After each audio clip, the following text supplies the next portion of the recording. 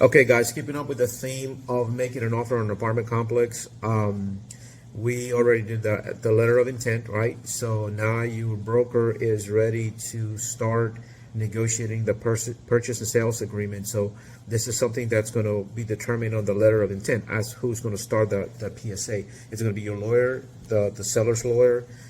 So that's going to be, that's going to be discussed, and whoever makes a decision, that's how we're going to start. So the purchase and sales agreement, you want to make sure that has discusses the points that are very important to you.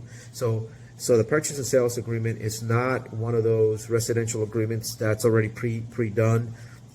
Depending on the deal, there's some different points that you want to pay attention to.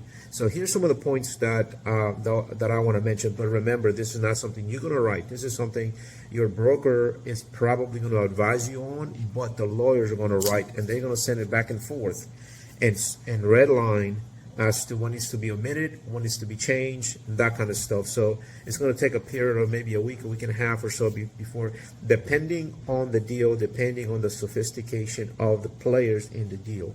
I mean, some deals are so simple that it gets done quickly, but some deals are, you're pulling your hair because it's where's the contract, who's doing what, and where are we?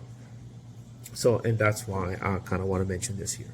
So once the pleasantries are over with as to, who, the date, who is the buyer, who is the seller, and remember, these are going to be probably entities or LLCs, right? So after that happens, you want to, start with the date of the contract, not necessarily the effective date, but the date that the contract was started or written. You want to have the purchase price. You want to have the terms of sale, right? You want to have the term of the contingency, the due diligence. How long do you want? Do you want 30 days? Do you want 60 days? Do you want 90 days? It all depends on how complicated this deal is going to be. I mean, are you going to have to get on the roofs and check roofs? Probably. Are you going to want to have to investigate and very detailed look at every lease? If it's 120 units, that's going to take a little time. So you want to get contractors' trades if that is necessary. It's not always necessary, but if that's the case, then you want to do that. So you want to allow time for that, and you want to keep in mind, are we in the holidays? Did we have a hurricane and everybody's tied up, and the inspectors or my trades are going to take probably a week and a half, 2 weeks to come out and look at the property. So all those things you want to consider. However, also you want to consider how hot the market is. If you put that on the contract and you really want this property and the market's really hot and there's a chance that somebody else comes and scoops that property from you, you want to consider that before you start putting a lot of contingencies. But so it's a balancing act between covering your risks and still being able to compete for that property. Let's see, the effective date is usually the date that the last signature signer signs the contract. Access, you want to make sure that you have plenty of access to the property depending on what the seller's looking for, or what the tenants, what's applicable. It's got to make sense, right?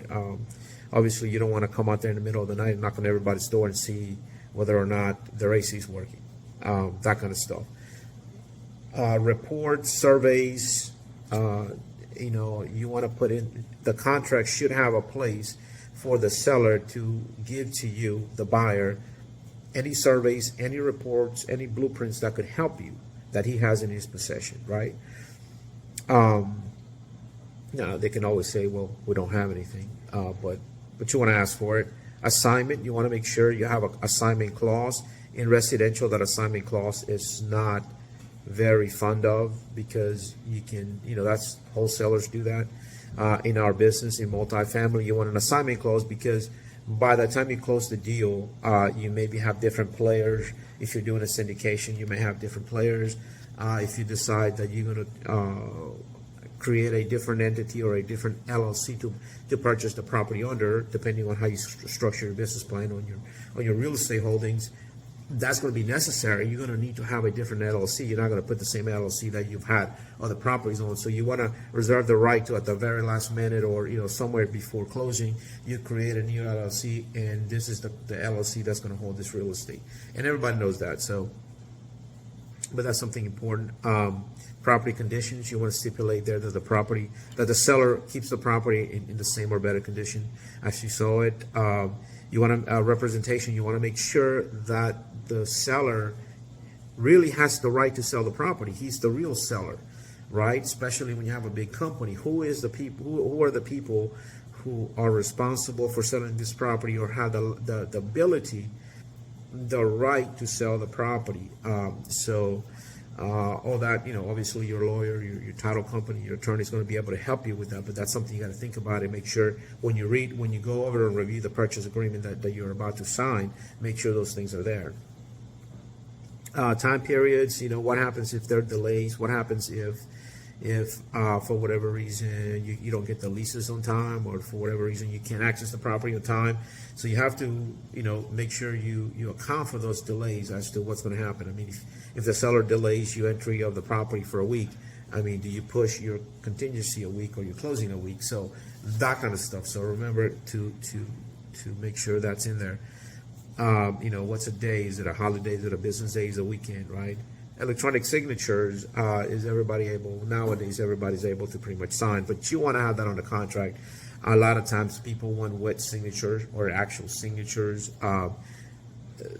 but make sure that there's allowance for everybody to be able to sign electronically. That expedites the process. Let's see. Closing costs, usually in apartment complexes, everybody covers their own closing costs. There's no really, obviously it depends on the market and depends on the time, the circumstances, and the deal. But make sure there's a section there that spells out what you are responsible for and that what you can hold the seller accountable for when you go to the closing table. Closing documents, you want to be able to have a copy of the closing documents, before and after, depending on what it is. Definitely the HUD or the settlement statement, you want to see what that looks like before you go out there and sign the closing. Notices, who's going to place notices on the doors that the deal has been sold, that a new owner's coming? How do you want to handle that? The transition of possession of the property. Is the current seller going to help you transition? That sometimes happens. Who's going to let the tenants know? Is it going to be them or is it going to be you? Where are the payments going to, like the last payments that everybody's making? The tenants who don't know that the deal's about to happen. Where are they making the payments? How are you going to get those payments? Right. Also, the leases. Assignment of leases, right? You want to take assignment of leases so you can control the leases. In most cases, sometimes, that's a different story for a different video. But remember, there's a thing, to where the leases that are in place get assigned to the buyer. So now the buyer, it's good for the seller because then the seller takes that responsibility away from himself and gives those leases that contract. He assigns the contract between him and the tenant to the new buyer. So now the tenant and the new buyer is in agreement, or the new owner of the building, and the seller of the building can step away and say, wait a minute, look, deal with the new owner. You and I signed the leases. And as a new owner, if the leases are good leases, you want to take assignment of that so you can perform based or hold the tenants accountable based on what the leases are saying, right? But you want to have control of that, and then you want to prorate the rents, and you want to remember the deposit. And as a seller, you have to understand that the deposit is not your money, and I'm sure everybody understands that, but you know how it goes. So if you're a seller and you have this account with all this money from deposits, that's got to go to the buyer. And if you're the buyer, you got to realize that money's coming to you. You also got to prorate the rents, depending on what time of the month you guys close in. And then you want to stipulate the act of sale. Sometimes it's a date, sometimes it's 30 days or 60 days after this particular contingency expires, that kind of stuff. So make sure you understand exactly how you want to handle that. If it's going to take 45 days for the financing to come through, maybe the act of sale will happen 2 or 3 weeks or 2.5 weeks after that expires. And so you don't really have a date because things are moving around. So, You want to be able to see if there's vendor contracts, if the seller or the current owner of the property has a contract with the vending machine or the laundromat machine or the trash people, and it's a contract that is transferable to the new buyer and you can't get out of it. You want to make sure that's known before you take possession or before you close on the deal, because that could be an extra expense that you don't want, or you can negotiate a separate deal. Excuse me. But you want to know, right? You want to know. Brokers, obviously you want to use a broker who's experienced. Not to say that some brokers may not do a good job. I mean, there are plenty of smart brokers out there that might be able to do a good job in their first deal. But it's a whole lot easier if you deal with somebody who's already done it and know what to expect, right?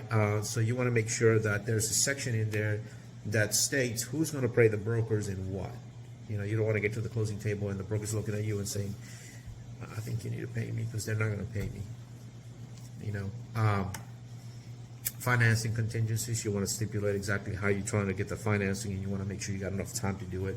Appraisals, you want to make sure that the property appraises, so you want to stipulate that. Usually that comes with the financing, but it all depends. If the financing, if the financing itself doesn't need an appraisal to get the financing, I don't know why they wouldn't, but sometimes that happens. But you want an appraisal because you want to know what the property appraises for. Then you stipulate that. Now, however, if you've done your underwriting and you know the value of the property based on the numbers and on the underwriting that your team has done, and you don't need an appraisal, that's up to you. And obviously the signatures. So that's your purchase and sale agreement, PSA.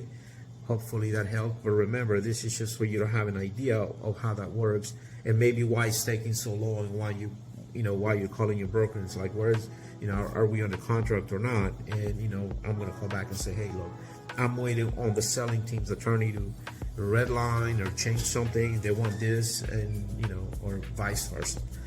So anyways, hopefully that helps. If I can help you in any way, give me a call. Miguel Castro Real Estate Services, 225-936-7643. Thank you.